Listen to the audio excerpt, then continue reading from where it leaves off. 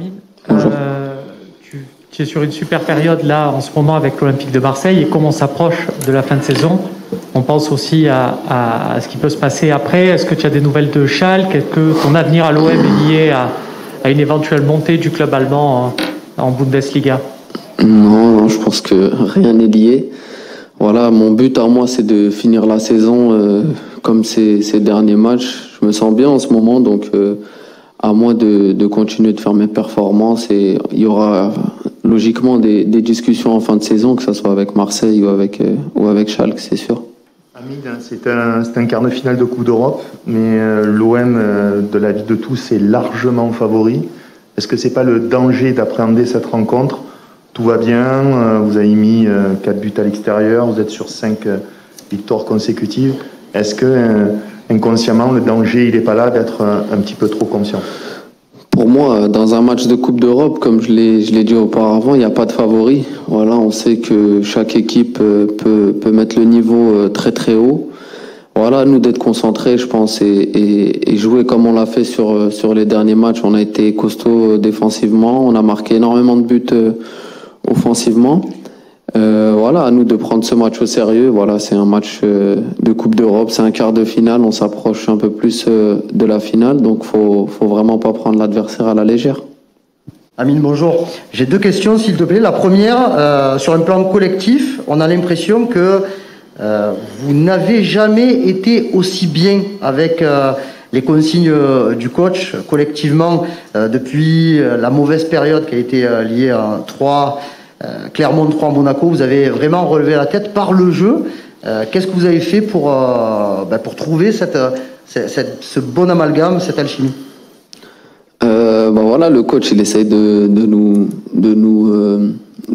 transmettre quelque chose depuis le début de saison, et comme il le dit, il faut du temps pour que tout s'assimile à chacun d'entre nous. Je pense qu'aujourd'hui on est arrivé dans une période où un peu tout le collectif, tout le groupe commence à vraiment comprendre l'idée de jeu, ce que le coach attend, ce que le coach demande. Donc on peut le voir sur le terrain, sur les derniers matchs. Voilà, il y a quelque chose qui se passe en ce moment, et je pense que c'est la bonne période pour qu'on continue de cette manière-là, parce que les matchs qui arrivent vont être très très chauds.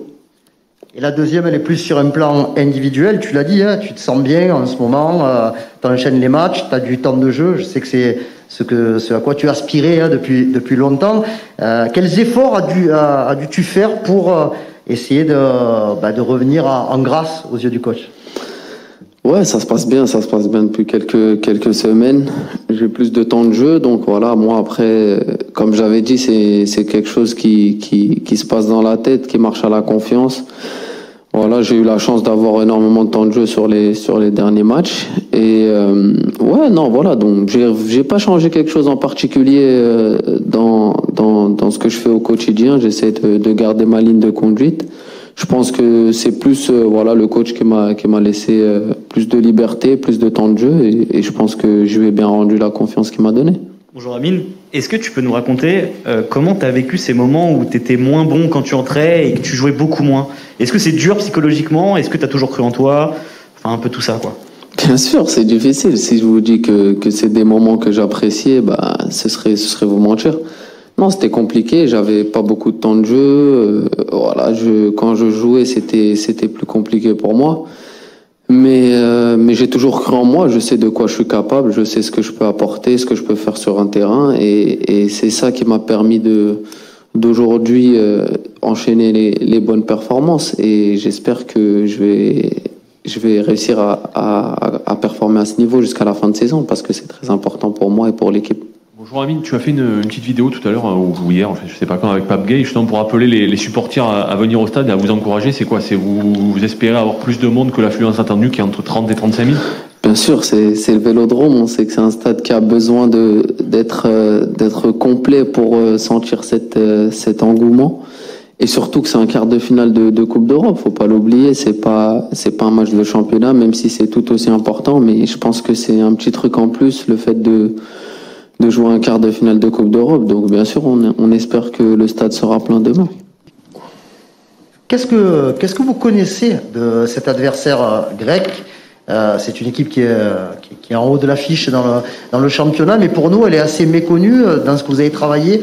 Est-ce qu'il ressort des principes de jeu, des individualités? Bien sûr, comme dans toute équipe, je pense qu'il y a des principes de jeu, il y a des joueurs qui sont logiquement un peu stars de l'équipe, qui font un peu le jeu, qui font des différences. Donc on a analysé tout ça. Après, c'est une équipe qui, si vous regardez bien, est souvent engagée, que ce soit en Europa League ou dans les compétitions européennes environ à peu près toutes les saisons. Donc c'est une équipe que moi, personnellement, j'ai déjà vu jouer. Et ouais, non, mais après, on a analysé ça comme on analyse tous les matchs. Et je pense que ça va être important, comme je l'ai dit avant, de ne pas les prendre à la légère et de faire un match solide.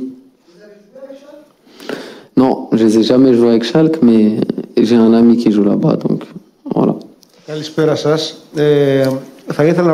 Bonjour. Je voudrais demander, continuant les questions d'avant, si M. Harit a vu qu'il y a quelques joueurs du PAOK qui sont dangereux et si l'entraîneur de Marseille a demandé de faire attention à quelques joueurs en particulier. Il y a des joueurs comme Bisesvar, Akpom, Zivkovic, Kurtic.